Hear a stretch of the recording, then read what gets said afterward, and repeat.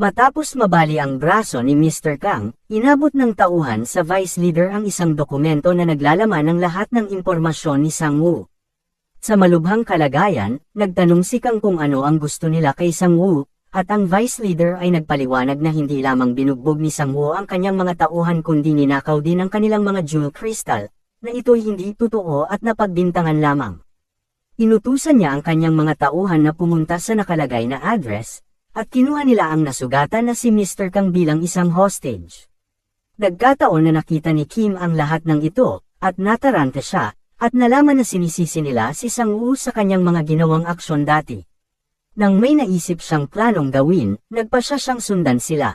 Bumalik ang eksena kay Sang-woo at sa team ng kapatid ni Mr. Park. Ipinapahayag niya ang kanyang plano kung paano haharapin ng kanyang mga clone ang pagkuha sa katawan.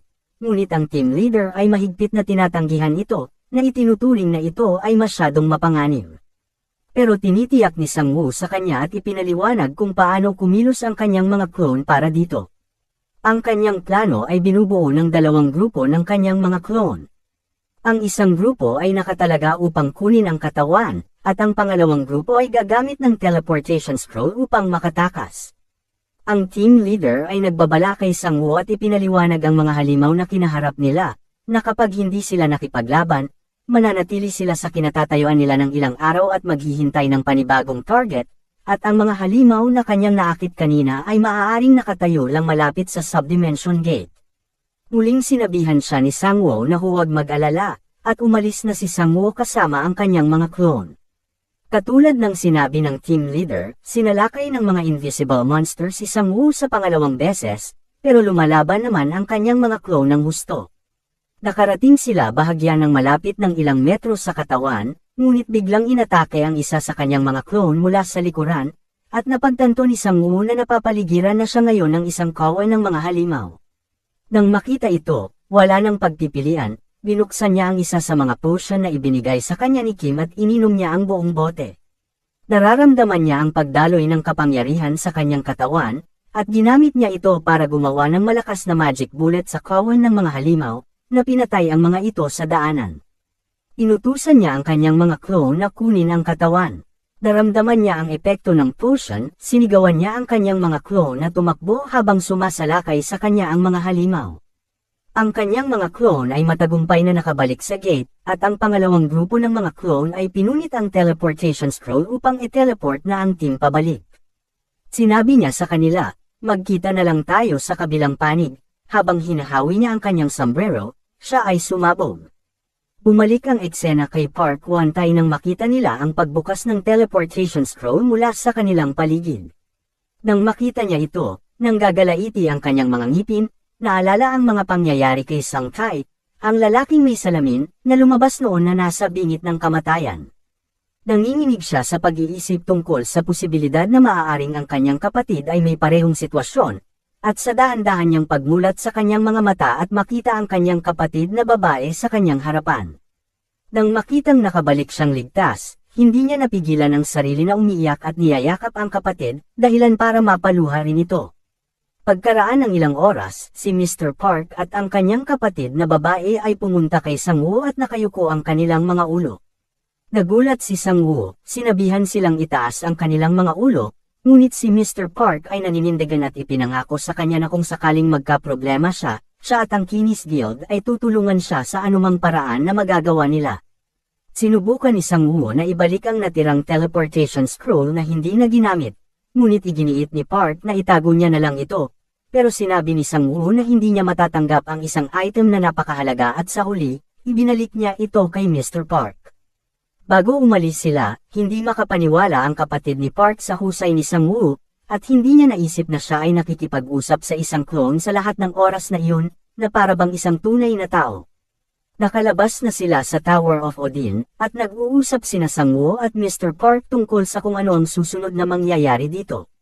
Napag-usapan nila na magiging abala si Mr. Park sa maraming bagay, kabilang ang paghahanda para sa libing para sa kanyang nawawalang miyembro sa guild.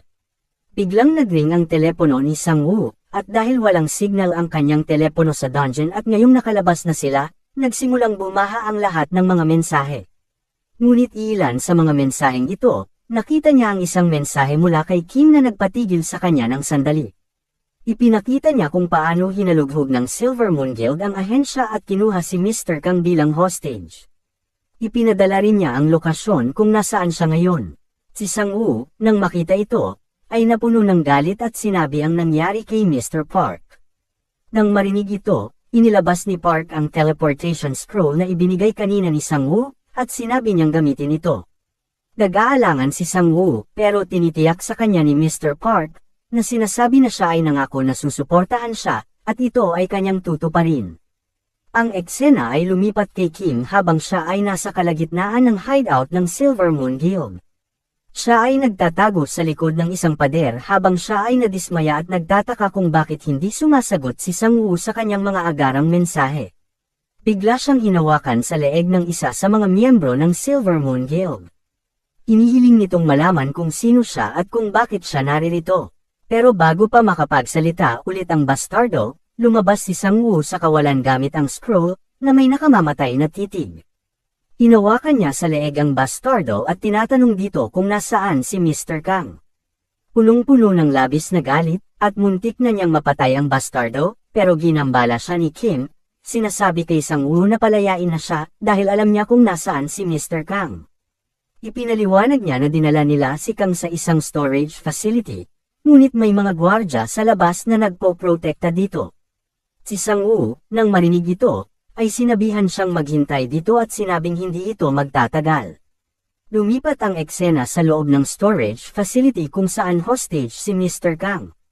Ang mga bastardo ay nag-uusap-usap hanggang sa makarinig sila ng ingay at nakuha ang kanilang atensyon. Isang malaking butas ang ginawa sa isa sa mga pader ng storage facility, at si Sang-woo ay humarap sa kanila, at sinasabi kung sila ba ay mula sa Silver Moon Guild. Walang sumagot sa kanya, at ang vice leader ay tumawa at inutusan ang kanyang mga tauhan na salakayin siya. Si Mr. Kang, nang makitang haharapin ni Sang-woo ang 6 na bastardo, desperadong sinabihan siyang tumakas. At nang makita ni Sang-woo si Mr. Kang, si Sang-woo ay napuno ng galit. Sinabi niya kay Mr. Kang na magtiis ng kaunti at nilinaw niya, na gagawin ang parehong sitwasyon na ginawa nila sa kanya, pabalik sa kanila.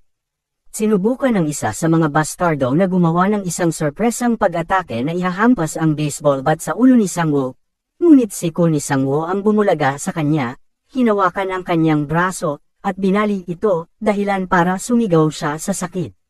Nang makita ito, sinunggaban siya ng isa pang bastardo, ngunit madaling naiwasan ito ni Sang-woo, hinawakan siya, at binali nito ang braso. Gayunman, pinagpatuloy ito ni Sang-woo at ganap na binali ang mga braso ng ilan pang mga bastardo, na nagbigay sa mga ito ng matinding sakit. Ang vice leader, nang makita ang lahat ng tauhan ay nakahiga na, hindi siya dito natakot kundi nadismaya lamang sa kanyang mga tauhan. Sinabi niya kay Sang-woo na hindi na siya mangangialam kung sasabihin sa kanya kung saan niya itinago ang mga jewel crystal, at hahayaan na silang dalawa ni Mr. Kang na makaalis dito. At nang marinig ito ni Sang-woo na pinagbibintangan siya, siya'y nalilito at lalo pang nagalit. Nilinaw niya sa vice leader na lumampas sila sa linya ng ahensya at hindi ito magtatapos ng mapayapa mula rito.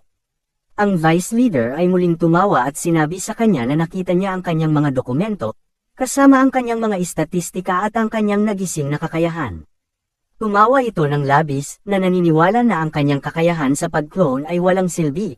At sa paghusga mula sa kanyang mga istatistika, siya ay isang C-class hunter lamang. Pinandilatan siya ni Sang-woo at sinabing, "Okay, ngayon ay maaari mong subukan ang aking mga clone at husgahan mo ngayon sa iyong sarili kung wala silang silbi." Ang kanyang mga clone ay biglang lumitaw, at ang mga nakapaligid na mga bastardo ay nagsasabi sa vice leader na bumagsak na ang kanilang mga tauhan sa labas. Sa kabila nito, hindi nag-aalala ang vice leader at naglabas ng dagger, gamit ang kanyang kakaibang skill na tinatawag na stealth para itago ang kanyang presensya.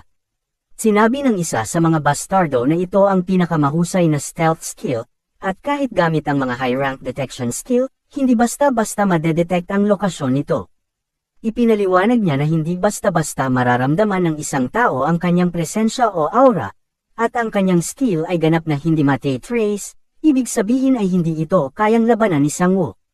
Umaatake na siya kay Sang-woo gamit ang kanyang mahiwagang dagger, Pero napabuntong hininga lamang si Sang-woo at inutusan niya ang kanyang mga clone na kunin siya. Inawakan siya ng mga clone na parang wala siyang ginawang pag-atake, at ang vice leader ay talagang natulala. Paano kaya matatapos ang laban na ito?